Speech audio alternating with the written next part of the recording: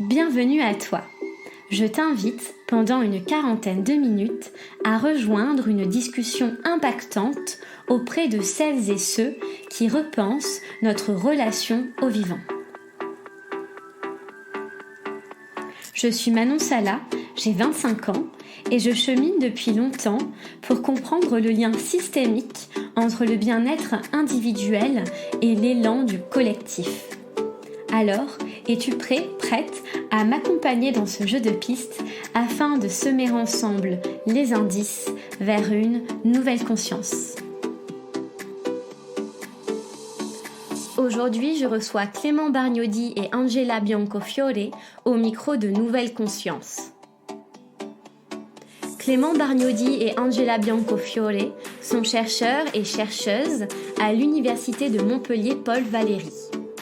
J'ai eu la chance de les rencontrer au moment du colloque CARE Éducation Écologie de 2021, organisé par le groupement d'intérêt scientifique TUPCare, dont ils sont les cofondateurs. Dans leur activité d'enseignement, Angela et Clément transmettent une pédagogie horizontale, ancrée dans la compassion et l'écoute active de l'élève.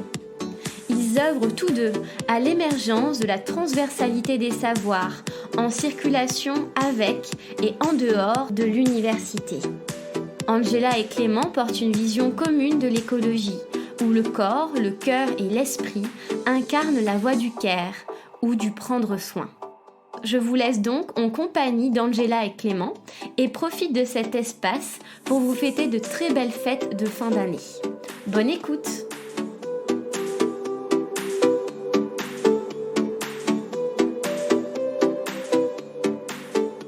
Bonjour Angela Biancofiore et Clément Bargnodi. Bienvenue dans le podcast Nouvelle Conscience. Je suis très contente de vous avoir parmi nous. Bonjour Manon, très contente de te retrouver. Bonjour Manon. Voilà, c'est vraiment chouette de pouvoir poursuivre nos échanges autour du care. Pour commencer, j'aimerais vous proposer de vous présenter, s'il vous plaît, tous les deux, avec le cœur et en conscience. C'est l'invitation que je fais à mes invités. Très bien. Clément, tu veux commencer? Allez, pourquoi pas. Donc, je suis Clément. Je suis un homme blanc de 38 ans, avec une certaine sensibilité géographique. Voilà, j'ai une formation de géographe et j'ai travaillé sur nos rapports aux phénomènes éoliens d'un point de vue culturel, pratique, symbolique. Et puis, depuis quelques années, voilà, donc je suis enseignant aussi, enseignant d'abord en collège, lycée, puis après à l'université. Et depuis quelques années, donc j'ai été recruté comme maître de conférence en géographie à la faculté d'éducation, ce qui m'a amené à m'interroger sur les questions d'éducation, éducation à l'environnement en particulier, éducation socio-émotionnelle aussi, comment on peut apprendre à mieux se connaître, à mieux se comprendre.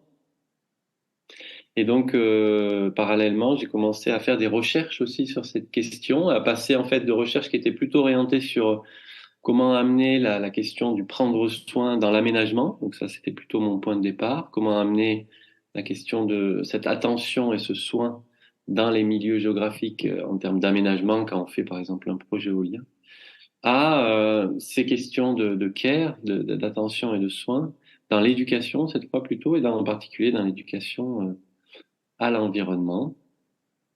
Voilà, et donc comme j'ai intégré un laboratoire d'éducation à Montpellier, à l'université de Montpellier, c'est assez naturellement que j'ai fait converger mes recherches vers ce thème-là. Et donc c'est aussi lié, peut-être je peux ajouter, à une trajectoire personnelle, voilà, avec un événement que j'ai rencontré il y a maintenant 8 ans, qui était assez difficile, qui m'a amené à transformer totalement ma manière d'être, ma manière de me penser au monde, et à entamer aussi tout un processus de transformation personnelle que j'ai ensuite voulu partager à travers les enseignements et les activités de recherche, avec cette idée centrale que donc c'est ce soin en fait est vraiment c'est à la fois un sentiment et une activité centrale pour préserver la vie. Et donc c'est quelque chose qui me semble extrêmement important à valoriser, ce qui n'est pas toujours le cas dans nos sociétés. Voilà pour moi. Merci. Oui, c'est à mon tour. Je m'appelle Angela. Comme a dit mon prénom, je suis italienne. C'est un nom un peu italien. Italienne du sud de l'Italie. Et donc, ma trajectoire est un peu en diagonale, géographiquement, puisque je suis partie de Bari, de ma région d'origine, en Italie, et je suis allée à Florence. J'ai fait les beaux-arts. J'ai fréquenté les beaux-arts à Florence, et après, j'ai aussi une maîtrise en langue et littérature étrangère. Donc, je suis intéressée particulièrement par la littérature. Et j'ai fait un doctorat en Italie sur la philosophie du langage, sur l'œuvre de Paul Valéry et la création artistique. Et puis un autre doctorat sur Cellini, Benvenuto Cellini, qui était un artiste de la Renaissance. Et j'ai un peu, dans ce deuxième doctorat français, j'ai travaillé sur le lien entre écriture autobiographique et création artistique. Donc voilà, je me situe toujours un peu entre les deux. C'est-à-dire, d'un côté, j'ai fait beaucoup de peinture, j'en fais encore, et j'ai aussi exposé. Et de l'autre, la créativité se déploie également au niveau théorique, au niveau des lectures de nouveaux auteurs. J'aime beaucoup faire rencontrer l'écriture littéraire avec les grandes questions de notre temps, comme la décolonisation, comme le buen vivir, comme le care et l'écologie. Et depuis 11 ans, je travaille sur le lien entre littérature et écologie. Alors, le care est arrivé, pas par hasard, parce que finalement, je me rends compte qu'en 94, j'ai interrogé pendant une année entière, j'ai eu des entretiens avec Emmanuel Levinas, qui pour moi est un auteur lié au prendre soin par son idée, par sa notion d'altérité et du rapport à l'autre, au visage de l'autre, par exemple. Emmanuel Levinas m'a reçu avec beaucoup de gentillesse et d'ouverture dans sa maison à Paris, dans son appartement à Paris, et on a pu discuter. J'ai fait un livre avec lui, donc, et je me rends compte que finalement, il a semé quelque chose en moi. Et c'est vrai que Ludina Mortali, par exemple, elle reprend Levinas également pour les théories du care, et c'est pas la seule. Il y a aussi Deborah Berdorose qui fait référence à Levinas. Donc, la création du GIS a été comme une conséquence naturelle parce que on s'est aperçu au fur et à mesure qu'on a organisé les rencontres que des personnes de tout horizon venaient nous voir, venaient à nos séminaires, que ce soit des profs d'université, des profs de yoga, des médecins, des avocats, des inspecteurs de l'éducation nationale, des professeurs du secondaire, des instituteurs, des CPE. Bref, on a compris on nous a demandé de continuer sur la thématique du care, surtout les jeunes étudiants. Et donc, on a dit, OK, on continue, sous quelle forme? Et la direction de l'université nous a conseillé cette forme du groupement d'intérêt scientifique qui a été approuvée. Et nous avons embarqué avec nous plusieurs universitaires, non seulement de Montpellier, mais aussi de différents pays comme la Tunisie, l'Italie avec Vérone, Paris avec le Learning Planet Institute, Perpignan, New York, l'université de Stony Brook et plusieurs chercheurs de l'université de l'UM, l'université de Montpellier et de l'université Paul Valéry. Donc maintenant, on a cette structure, on pourrait dire internationale, qui valide complètement cette approche d'une éthique écologique du care. Parce que c'est ça la spécificité de Montpellier par rapport à d'autres centres qui travaillent sur le care depuis des années, c'est qu'on a une approche profondément écologique. Et quand je dis écologique, je me réfère également à l'écologie intérieure comme à l'écologie extérieure. les humanités, en fait, humanisent les sciences dures et les sciences dures, ou la médecine aussi, l'art de la médecine, amène le soin de la vie. Donc, Mhm. qui parfois est oublié par certains érudits de nos disciplines. Oui. Donc, je pense qu'il y a quand même un dialogue qui est fécond. Super, merci. Merci pour ces deux présentations très complètes qui introduisent vraiment bien l'épisode du podcast. Vous avez parlé de notions clés, de changement, d'écologie et de care, bien sûr. Est-ce que vous pourriez, s'il vous plaît, expliquer, peut-être Clément, pour compléter les propos d'Angela, ce qu'est le care dans un sens multiple et pas uniquement le care dans le soin tel qu'on le connaît, thérapeutique ou médical, s'il te plaît. Oui, oui, merci Manon pour cette question. Donc, le care, en fait, a été théorisé, on pourrait dire, par des auteurs anglo-saxonnes, Carol Killigan, Joan Tronto, notamment.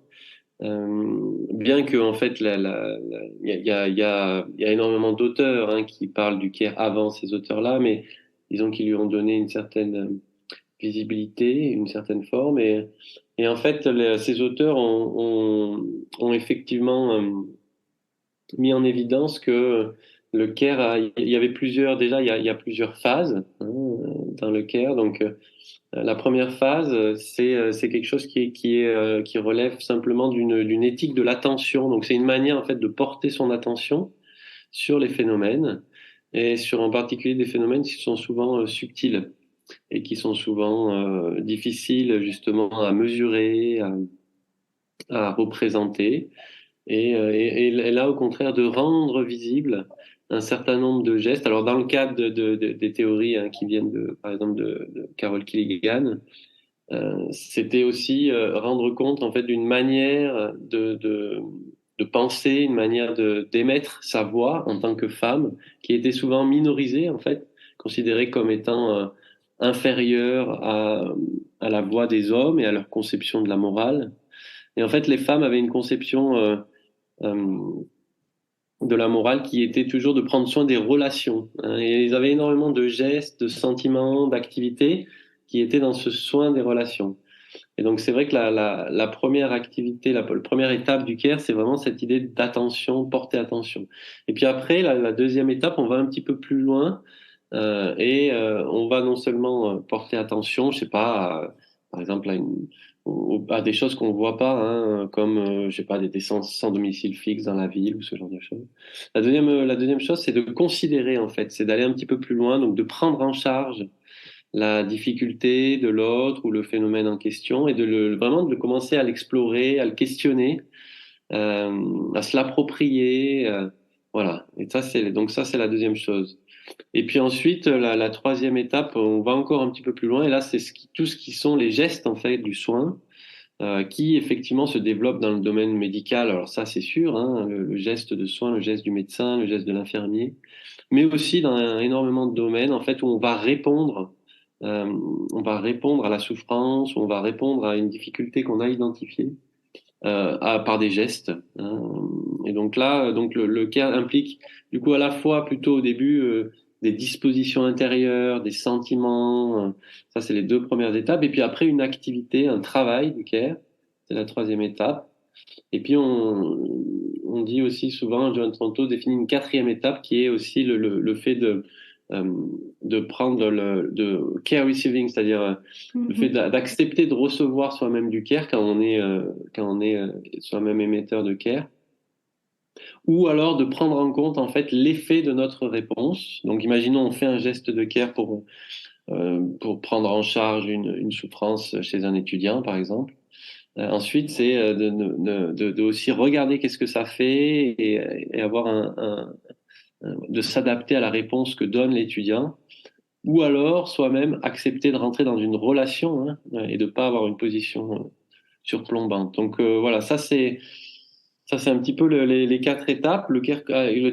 Qui part vraiment, c'est ce qui a été souvent mal compris en France. C'est pas limité un sentiment à des bons sentiments. Voilà, les femmes, généreuse, qui se sacrifierait, etc. Ça part plutôt d'une manière de percevoir la réalité, d'une manière de sortir en fait de ce que, par exemple, Felwine Sarr appelle un mode de relation au monde qui est très colonial, hein, c'est-à-dire qu'en fait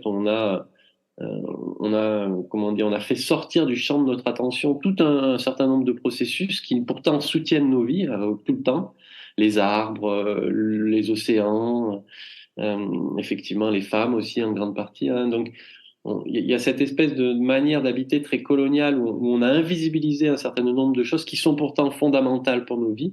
Et là, le CARE vise vraiment à revaloriser ça, revaloriser toutes les relations qui sont constitutives de nos vies, qui les soutiennent. Et du coup, il y a deux notions qui sont vraiment au centre des éthiques du CARE. C'est celle d'interdépendance, c'est-à-dire de remettre, en fait, de réussir à repercevoir la réalité et les phénomènes dans leur interdépendance.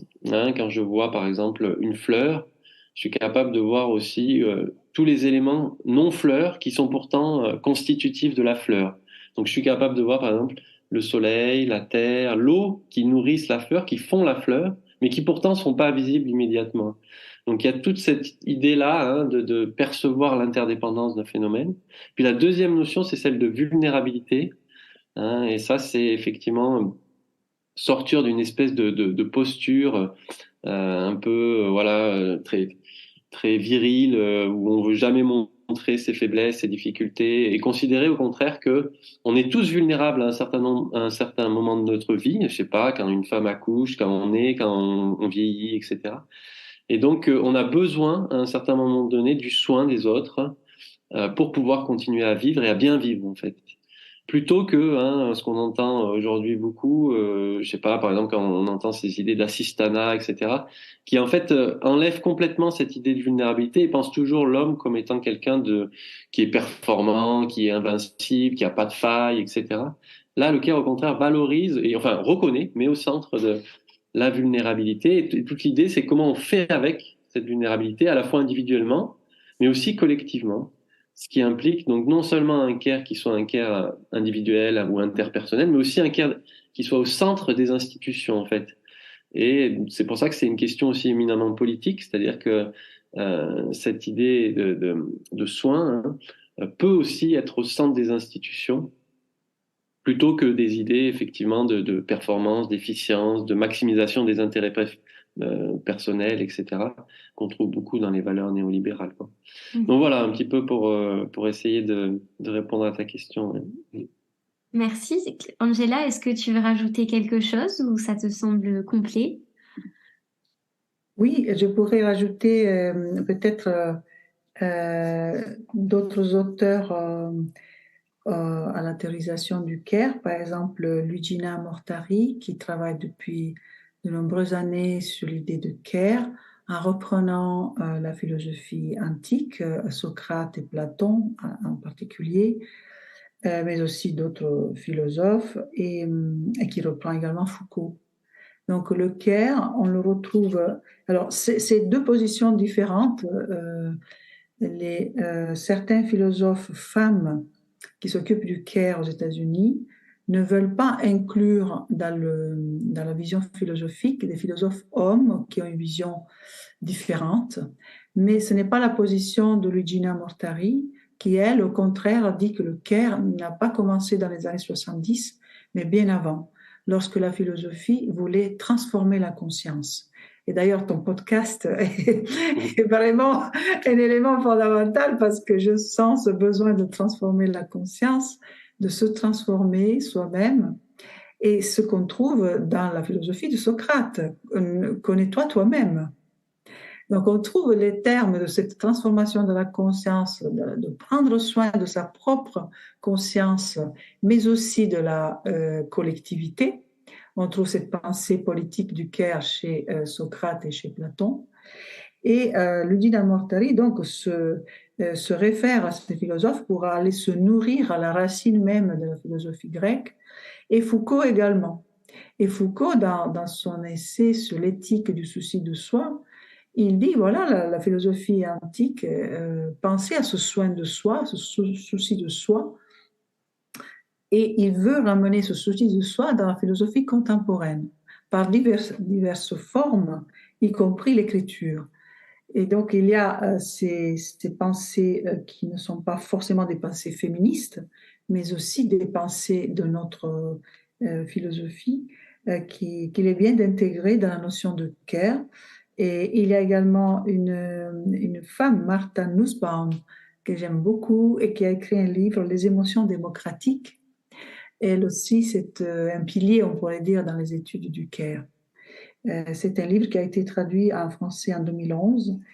Il y a un collègue sociologue à Bordeaux, Éric Massé, qui lui aussi utilise la notion de care, notamment pendant le Covid, lorsque le président français a dit nous sommes en guerre, il a répondu nous sommes en care.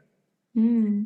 Et j'ai trouvé que cette utilisation du care dans un moment dramatique, on pourrait dire que vivait non seulement la France, mais le monde entier, utilise cette notion de care pour dire attention, changeons de récit. Mhm. Donc là, en fait, notre travail sur le care est une manière collective de changer de récit. Nous ne sommes pas là pour la lutte des uns contre les autres, mais nous sommes là dans la coopération, dans la solidarité, comme a dit Clément, dans l'interdépendance. Et donc, en fait, c'est une manière de diffuser, répandre, co-construire une culture du care. Une Mhm. culture du care qui se fonde vraiment sur un autre récit, qui n'est pas seulement celui de la sélection naturelle qu'on a pu voir avec Darwin, même si Darwin aussi a reconnu le rôle de l'empathie. Mais voilà, un autre récit qu'on voit avec Kropotkin, avec l'entraide, mais aussi plus récemment avec Lynn Margulis, biologiste, mais aussi avec Franz de Waals, qui propose un récit fondé sur la coopération, une évolution des espèces et du vivant, en fait, qui se fonde non seulement sur la sélection, mais aussi sur la coopération. Donc le CARE, finalement, s'inscrit dans ce grand mouvement des sciences naturelles, mais aussi de la philosophie voilà, de la création artistique, où on a envie de changer de regard. D'accord. Et parce que je pense sincèrement que c'est la seule manière d'affronter la grande transition. Mhm. Donc, selon vous, quels seraient les leviers justement pour permettre cette grande transition? Vous avez déjà donné des pistes, notamment de travailler en commun avec des disciplines a priori divergentes, donc les sciences humaines et les sciences plus dures d'un autre côté. Voilà, quels sont les leviers pour intégrer cette pensée du care dans le collectif et finalement concrétiser cet acte politique derrière le care, la responsabilité dans le care. Assez spontanément, il y a plusieurs leviers, peut-être je vais en évoquer deux ou trois qui ont été abordés.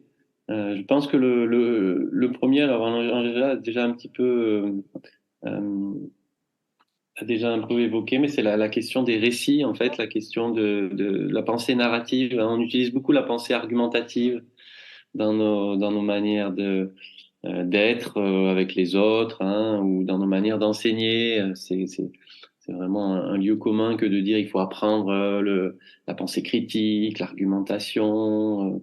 Et c'est vrai que c'est quelque chose qui est beaucoup développé à l'école. Euh, et néanmoins, cette pensée argumentative, elle est nécessaire. Hein. Je dis pas elle a pas sa valeur et sa nécessité, mais c'est vrai que le CARE va valoriser un autre type de raisonnement qui est plutôt celui du raisonnement narratif, où on va essayer de redonner une cohérence, par exemple, à l'échelle d'un individu qui a plein d'expériences diverses, qui parfois connaît des traumatismes, se sent fragmenté, etc. Et la pensée narrative va redonner une cohérence, en fait, va permettre de retisser tous les bouts, tous les morceaux de vie dans quelque chose qui est cohérent. Et ce récit de vie, cette pensée narrative, elle va avoir pour fonction en fait, redonner de la capacité d'agir, redonner de la clarté, redonner en fait une espèce d'empowerment à la personne qui est acteur de ça. Mhm. Et donc, c'est en fait, je pense que par rapport à la question du changement et à la question de la grande transition, il y a un certain nombre de stages, c'est-à-dire de nœuds, d'obstacles, qui sont liés au fait qu'on est pris dans des grands récits, qui sont grosso modo le récit d'un côté du business as usual, on fait comme d'habitude, on n'arrive pas à faire autrement, de toute façon on n'arrive pas à changer, donc on continue sur un mode de vie qui est consumériste, donc on consomme beaucoup, productiviste, on extrait beaucoup, on produit beaucoup de choses.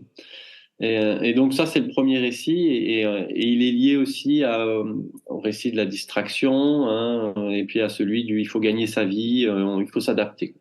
Puis de l'autre côté, il y a le récit de l'effondrement, une espèce de récit un peu désespéré de l'apocalypse, de la collapsologie, voilà, comme de l'anéantissement.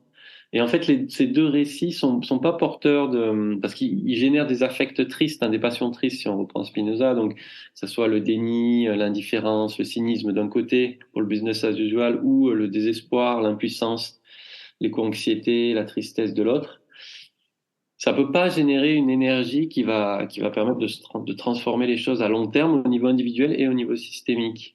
Et donc là, de remettre en fait du care, de revisibilité, tout ce qui nous soutient au quotidien, remettre de la visibilité à ça, euh, et aussi même créer des récits imaginaires qui vont empuissanter, qui vont redonner cette envie de prendre soin, qui vont mettre en évidence la nécessité de prendre soin, parce qu'on comprend en fait, c'est ça, on comprend qu'il n'y a pas de dualité entre humain et non humain, par exemple, entre soi et les autres, qu'on est en fait vraiment intriqués, liés, quoi, les uns les autres.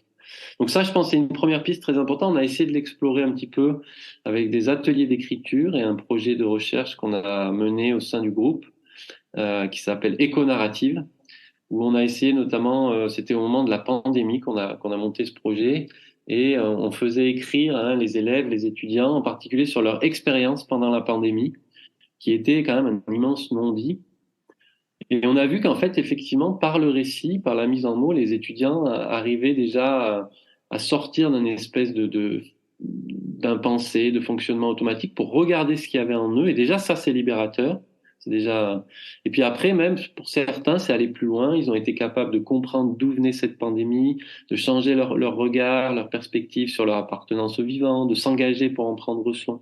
Donc, je pense que le récit a vraiment une place importante. Ça, c'est une première piste. Après, peut-être, il y en a bien sûr d'autres. Il y a une autre piste, c'est la piste plutôt sensorielle, sensible, c'est-à-dire de créer des espaces et des expériences où on va reconnecter le monde, la nature, l'environnement, peu importe comment on l'appelle, directement avec son corps, avec une expérience immersive.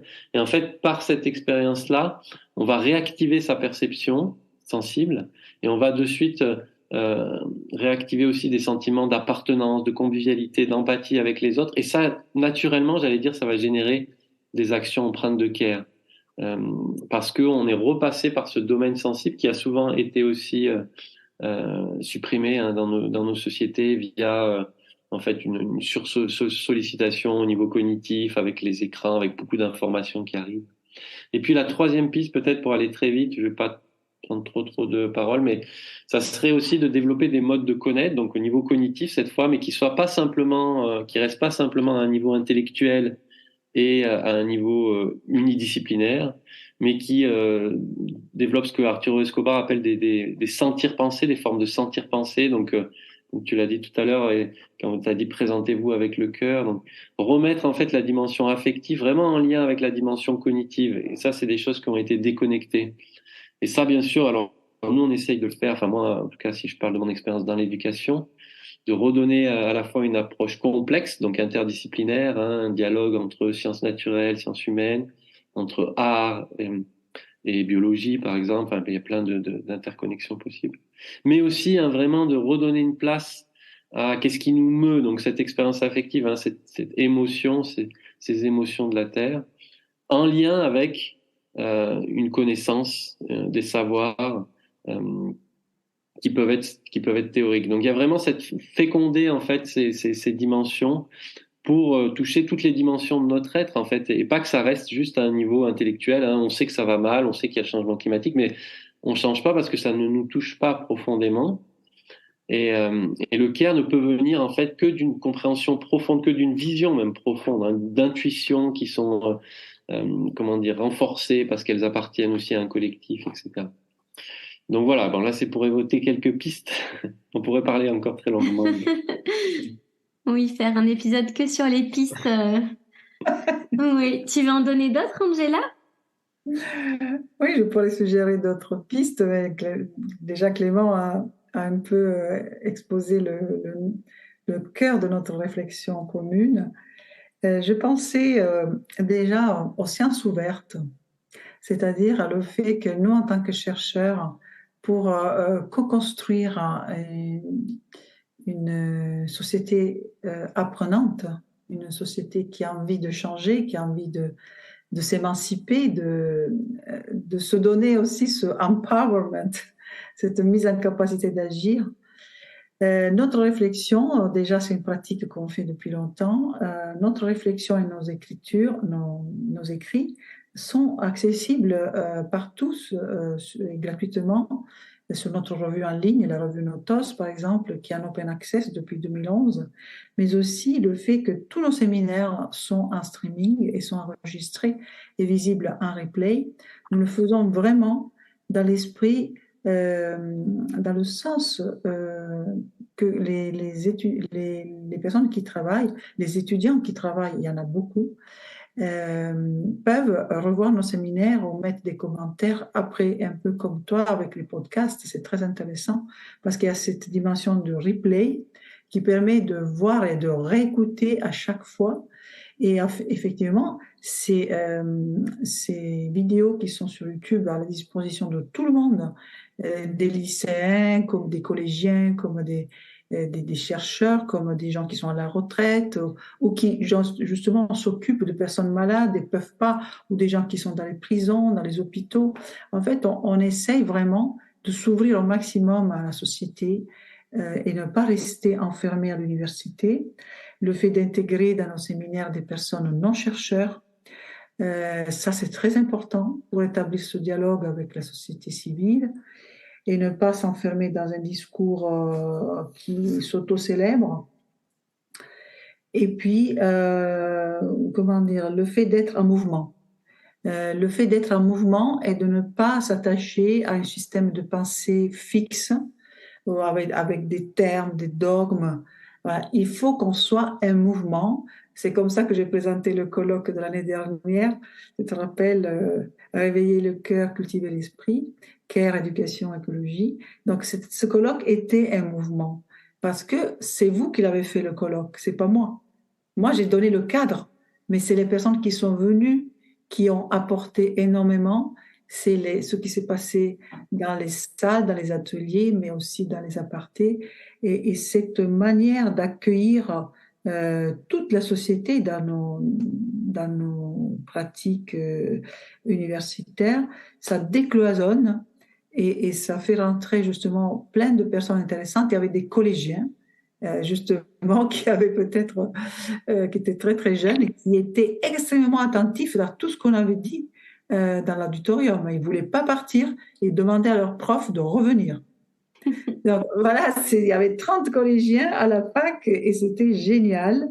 Et voilà, écoutez les collégiens, ça c'est une pratique. Ils ont fait un podcast magnifique, un livre, ils ont fait un livre électronique avec des dessins très beaux. Et bien, écouter la parole des collégiens, pour moi, c'est une pratique qui décloisonne, qui nous fait avancer. Et l'autre aspect pratique et théorique en même temps, c'est vraiment changer de paradigme de pensée et ne pas s'attacher aux résultats. Par exemple, on dit, voilà, on fait ce livre parce qu'on veut vraiment transformer notre écosystème scientifique. Non, ok, on fait quelque chose, on fait un colloque et après, on ne sait pas. On sème des graines qui peuvent germer dans 15 ans, dans 20 ans peut-être. Mais voilà, et l'idée de service au vivant. C'est une idée que j'emprunte à Satish Kumar, qui était présent au colloque, mais en ligne. Il dit, c'est pas la peine de penser que notre action va changer la société. Nous faisons notre action parce que nous croyons au service, aux vivants, et après, on est heureux, on célèbre. Voilà, célébrer au lieu de critiquer. Et ça, c'est une dimension à laquelle je tiens beaucoup. Et d'autres auteurs comme Joanna Macy, par exemple, qui nous poussent à aller vers des formes de laboratoire ou des formes d'enseignement où le corps aussi est présent. Ça, c'est très important et c'est une partie de cette grande transition qui va se faire dans la transition éducative. Mhm. Nous portons cette transition éducative et ce n'est pas facile parfois, mais nous avons beaucoup de personnes qui nous écoutent et qui nous soutiennent. Mhm. Et donc, c'est en se fédérant qu'on arrive à aller un peu plus loin, en ressentant vraiment, en prenant conscience des ressources à nous et à l'extérieur de nous, y compris en termes de liens humains et non humains. Et c'est en prenant conscience de ces liens qu'on peut aller un peu plus loin dans la transformation. D'accord. Et comment les auditeurs et auditrices pourraient vous rejoindre si elles ou ils avaient envie justement de rejoindre le mouvement? Je ne sais pas quand aura lieu par exemple le prochain colloque. Voilà, est-ce que vous avez des pistes pour justement créer cet écho avec les différentes sphères de la société pour les non-chercheurs par exemple? Oui, le 9 février, nous avons une rencontre sur le buen vivir, sur le good living. C'est un concept qui est lié au bonheur national brut. Il y a donc des chercheurs et non-chercheurs français et italiens qui vont intervenir. Ils viennent de Forlì en Italie. Ils ont créé un festival du bien vivre depuis 13 ans déjà. Un grand festival où des écrivains, des chercheurs, des psychologues, des médecins, tout le monde intervient dans ce grand festival ouvert à tout le monde. Ça, c'est en Italie. Et ils vont présenter leurs livres et leur festival à Montpellier le 9 et le 10 février.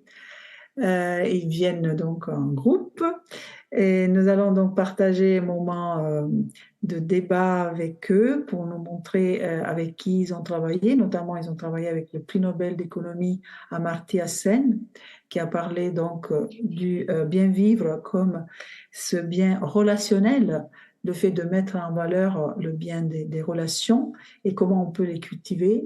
Et ils ont travaillé également avec Jean-Paul Fitoussi sur ces thèmes-là. Donc, nous sommes très heureux de les accueillir à Montpellier pour parler avec les étudiants de ce thème du bien vivre, parce que nos étudiants font des stages en entreprise. Et avec ce thème du bien vivre, ils pourraient devenir les ambassadeurs du bien vivre dans les organisations. Et donc, semer ces graines-là, c'est très important. Donc, le 9 février à Montpellier et en streaming, tout le monde pourra se connecter. On a une chaîne YouTube qui est Théorie et pratique du care, TEP Care. Cette chaîne YouTube donc est ouverte à tous et ils pourront suivre ce séminaire en streaming et au Gazette Café le lendemain avec des concerts. Et nous sommes également en train de penser à penser. On organise activement une école thématique d'été dans la trame du vivant. Ce sera sur le plateau des Mille Vaches. Et là, ce sera plutôt un groupe fermé parce que nous avons des doctorants de 4 universités françaises, Bordeaux, Lyon, UM, Montpellier et Paul Valéry.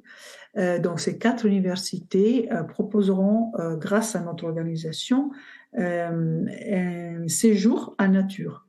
Donc on veut montrer qu'on peut faire des ateliers en nature, on peut enseigner en nature, on peut présenter ses recherches en forêt et qu'on peut le faire. Ce n'est pas juste un effet de mode, comme disent certains détracteurs. On va le faire et il y aura avec nous un réalisateur qu'on aime beaucoup, c'est Frédéric Plénard, qui va filmer tous ces laboratoires un peu de nature un peu expérimentale où le corps est impliqué dans les apprentissages et où on co-construit et il y aura aussi un échange d'expériences entre formateurs. Et la FECOP est aussi avec nous dans ce projet, avec Emmanuel et Johan, et d'autres chercheurs en sciences naturelles, en astrophysique et en paléoclimat, bref, en écolinguistique. Donc, on a toutes sortes de disciplines et on espère avoir une très grande variété parmi les jeunes chercheurs, les doctorants qui vont participer à cette expérimentation en pleine nature, mais qui donnera lieu à un film pédagogique. Un film de recherche en même temps, un film pédagogique, parce que ce film veut, d'une certaine manière, suggérer à d'autres équipes de recherche d'organiser des séjours où on peut échanger, on peut créer un mini-colloque, on pourrait dire, mais dans la forêt. Ouais. Ouais, toujours cette volonté de créer des ponts entre voilà les mondes et les univers. Ouais, je rajouterais, il y a aussi donc une journée prévue sur le droit. C'est le 10 mars, je crois, hein, si je me Oui, c'est rappelle le bien. Donc, dimanche. cette journée sur le droit à un environnement sain est extrêmement intéressante parce que, en fait, ça relie donc des choses qui sont plutôt de l'ordre de la défense du vivant, ce que Joanna Macy, dans les trois dimensions du changement de cap, elle dit il y a trois grandes choses à faire pour changer de cap et transformer vraiment nos manières d'être au monde collectivement. C'est un, défendre le vivant, défendre tout ce qui peut être défendu, tout ce qui soutient la vie, donc éviter les pollutions. Et le droit, je pense, participe vraiment à ça. Et le droit bouge beaucoup actuellement là-dessus. Et là, Florian a conçu cette journée en montrant comment dans le droit public, dans le droit privé, dans les droits qui est plutôt lié à la question du climat ou à d'autres questions comme la biodiversité, comment tout est en train de changer et comment justement ça empêche cette destruction du vivant, cette dégradation du vivant, qui est aussi une destruction souvent des systèmes sociaux, hein, de ce qui permettait, ce qui avait permis parfois une certaine solidarité au sein de la communauté humaine. Donc ça, c'est extrêmement intéressant et en fait, ça, c'est pas antinomique de travailler ça par rapport à ce qu'on a fait plutôt jusqu'à maintenant, c'est-à-dire plutôt réfléchir au changement de conscience, à une transformation qui est plutôt de l'ordre intérieur, à une transformation vraiment de nos structures perceptives et qui a un niveau plus profond, plus fondamental de transformation, mais qui est vraiment lié au pôle de la défense du vivant et qui est lié aussi au pôle plutôt de la création de nouvelles institutions, de nouvelles monnaies, de nouvelles manières de faire de l'agriculture, de bouger, etc. Et donc il y a vraiment ces trois pôles, hein, transformation de la conscience, soutien et défense du vivant, et puis création de nouvelles institutions, de nouvelles manières d'être ensemble, qui sont interreliées. Et c'est vrai que là, ces journées sur le buen vivir et sur le droit à un environnement sain vont vraiment dans ce sens-là. Et puis après, donc à partir de l'automne, il y aura un nouveau programme de séminaire. Et puis aussi peut-être donc au-delà des projets de recherche qui sont déjà en cours, donc sur les ateliers d'écriture, sur ce laboratoire expérimental pour jeunes doctorants.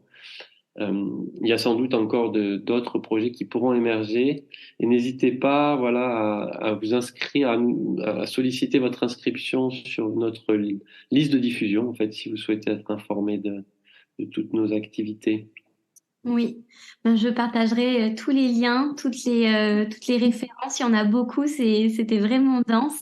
Merci pour ça. Je laisserai, voilà, de toute façon, les auditeurs, auditrices pourront réécouter et s'imprégner de toutes ces données. On arrive à la fin de cet échange, malheureusement. Mais avant qu'on se quitte, j'aimerais vous proposer de définir une nouvelle conscience, ce que ça signifie pour vous, ce nom. Ben, pour moi, c'est inter-être. L'inter-être, prendre conscience qu'il n'y a pas d'ego, en fait, que ce qui ressemble à l'ego, c'est juste une façade, on pourrait dire, et que au fond de notre être, il y a l'inter-être. Voilà, je le vois plutôt comme ça, cette nouvelle conscience. On passe de l'être unicellulaire à un être multicellulaire. Oui, c'est une vaste question, hein. Donc une nouvelle conscience, je pense que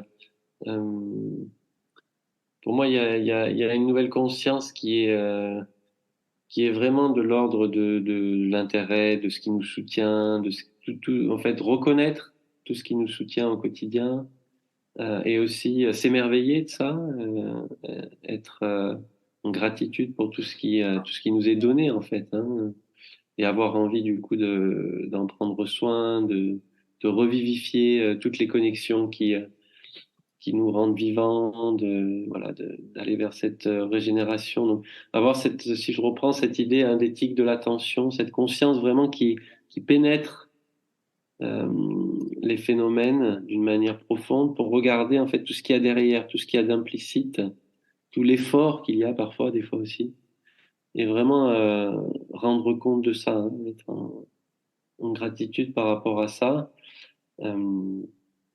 Voilà, et ça, je pense que c'est quelque chose qu'on peut faire à n'importe quel moment en fait de notre vie, à condition d'arriver à développer une certaine qualité de présence, une certaine qualité d'écoute, à se relier, à se mettre en résonance avec les choses et à sortir d'un mode de fonctionnement parfois très toxique, hein, je suis le premier à savoir bien ce que ça veut dire. Donc voilà, et effectivement en sortir donc je pense que derrière cette idée de conscience, il y a ça, hein, il y a et donc dans le mot conscience, hein, dans la philosophie indienne, il y a plusieurs traductions, mais il y a une traduction qui veut dire discerner, hein. La conscience, c'est ce qui en fait permet de clarifier, de rendre clair, de discerner. Et je pense que effectivement, c'est arriver à rendre les choses claires dans cette dimension-là, dans cette dimension d'interdépendance, et sortir en fait du coup de toutes sortes d'habitudes, de schémas mentaux qui nous font croire finalement que les choses sont séparées, indépendantes, permanentes, hein, alors que ça fonctionne pas du tout comme ça, quoi. Et donc que ça crée une sorte de difficultés pour nous, hein. Donc voilà. Et ça, c'est vrai que c'est une conscience qui est aussi incorporée, hein, dans le sens où c'est Francisco Varela, hein, qui a écrit ce beau livre qui s'appelle L'inscription corporelle de l'esprit. C'est-à-dire que cette nouvelle conscience, idéalement, il faut qu'elle arrive à descendre vraiment dans chaque cellule de notre corps, ce qui fait que dans n'importe quel acte ensuite, dans n'importe quel acte de perception qui est aussi un acte d'action, hein, ça peut se manifester finalement, cette nouvelle conscience. Donc ça, c'est tout le processus d'arriver à incarner cette nouvelle conscience, parce qu'on peut avoir une belle vision des choses, hein, une vision à peu près intellectuelle et vertueuse de ce qu'il faut faire, mais arriver à la faire descendre vraiment dans ce faire face immédiat, dans un niveau très très incarné où il n'y a plus besoin de réfléchir ou de délibérer, mais spontanément cette nouvelle conscience se manifeste et prend soin de la vie. Voilà, ça c'est tout un apprentissage et c'est vraiment dans ce sens-là qu'on a envie d'aller. Merci beaucoup à vous deux d'avoir montré voilà cette vision triple du care et voilà justement de la conscience au-delà de l'intellect, mais incarnée pour ensuite se mettre en mouvement et être au monde dans une perspective voilà complexe. Donc merci beaucoup pour ça. Merci à toi, Armand. Merci vraiment.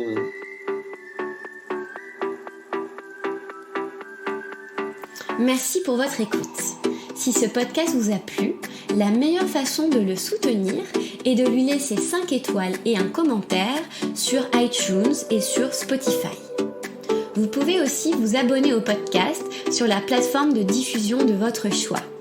Ça se fait en un clic, ça prend 2 minutes et ça fait toute la différence pour moi. Aussi, si vous souhaitez suivre le podcast au quotidien, je vous invite à vous abonner à son compte Instagram @nouvelle-conscience ou à consulter régulièrement son site internet nouvelleconsciencepodcast.com. J'espère que cette discussion aura pu vous donner des idées et vous rapprocher d'une vision globale, systémique de l'écologie. Je vous souhaite de suivre vos rêves, d'avancer sur votre chemin et d'écouter un peu plus chaque jour cette petite voix qui vibre à l'intérieur de vous. Bonne journée et à très vite.